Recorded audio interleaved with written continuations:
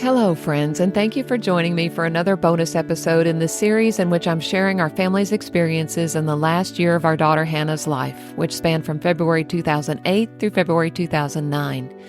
My desire is to process through the events of those 12 months with a perspective that 16 years has brought and to point people to hope in Jesus along the way.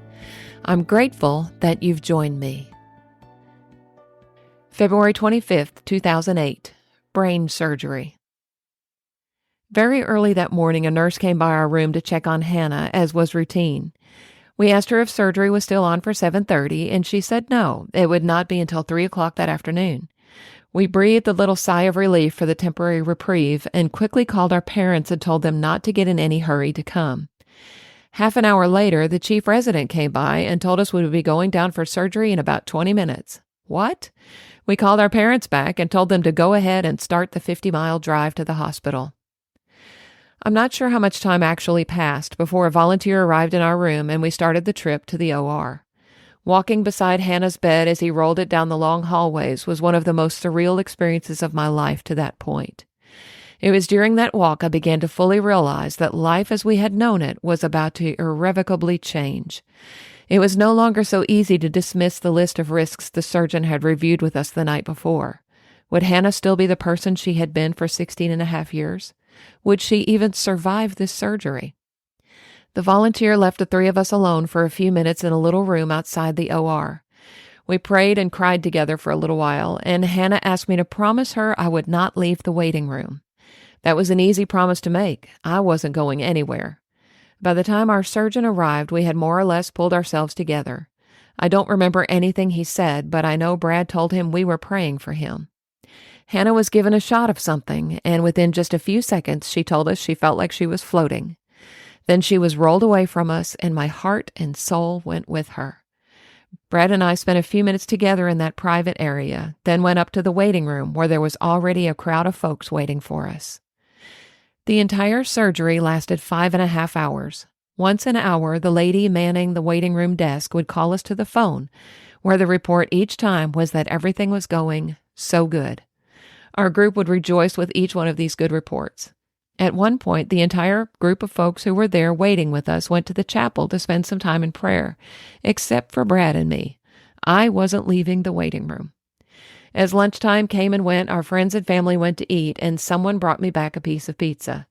Food was not allowed in the waiting room, and I wasn't leaving, so I sat on the floor with people gathered around me to shield me from view and gobbled it down. Finally, our surgeon arrived at the door. He gave us the best news we could possibly hear at that moment. The surgery went well, Hannah was awake and talking, and he believed he had gotten all of the tumor.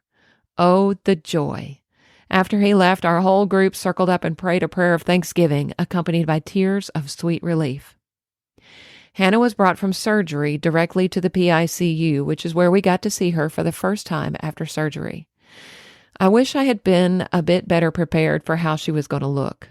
Her face was swollen and bloated, and her eyes, they were wild, glassy, and unfocused, and when I first saw her, my heart froze in my chest because I just knew she was blind. It soon became apparent that she could see, though her vision seemed somewhat impaired.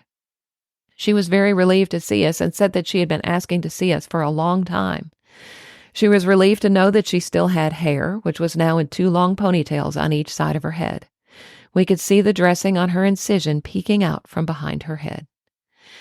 After we visited with her for a bit, we brought Bethany in to see her. Hannah told her she loved her and assured her that she would be okay, which made Bethany cry. Her grandparents and aunts and uncles each came in and spent a few minutes with her. Finally, it was time for everyone else to head home. Brad stayed with a friend in Little Rock that night so he could be close by. As Brad left, she told him, "Adios, Daddy." Yes, her favorite class was Spanish. Then Hannah and I were on our own. It was an incredibly long night. We were in an overflow section of the PICU, basically an open ward with several other beds. Every other bed was occupied by a baby, and then there was us. There was constant activity going on around us, and the bright overhead lights stayed on all night long. I had told Hannah the night before that after her surgery she would be given some good drugs and just be able to relax and sleep for a few days. I could not have been more wrong. I didn't know that brain surgery patients are given minimal medication because it's important to monitor their responses for the first few days after surgery. She was awake all night long. It was almost as if she could not close her eyes. I sat in a rolling chair beside her bed, holding her hand, until the nurses came and turned her, when I shifted to sit on the arm of the chair on the other side of her bed. Back and forth we went every couple of hours throughout the night. She talked a lot, but I recall only jumbled bits and pieces. I remember that she called me Mommy all night, which she had not called me since she was a little girl. She battled fear off and on throughout the night, telling me at one time that she felt like her whole body was in shock, which it almost certainly was. Another time, she told me she was playing Tetris in her head. While her moments of fear seemed to come and go, my fear was constant. Hannah ran a low-grade fever all night, leading me to believe she was getting an infection. I found myself staring constantly at her heart rate and blood pressure on the monitors, panicking inside each time they blipped upward or downward. I wished so badly that they could give her something to help her sleep or even just to relax. Out the window, I had a perfect view of the Arkansas State Capitol, and I saw the sun both set and rise. Hannah finally drifted off about 5:00 a.m. and slept until 6:30. When she fell asleep, I stiffly left my perch on the arm of the chair and tried to sleep in it for a little while.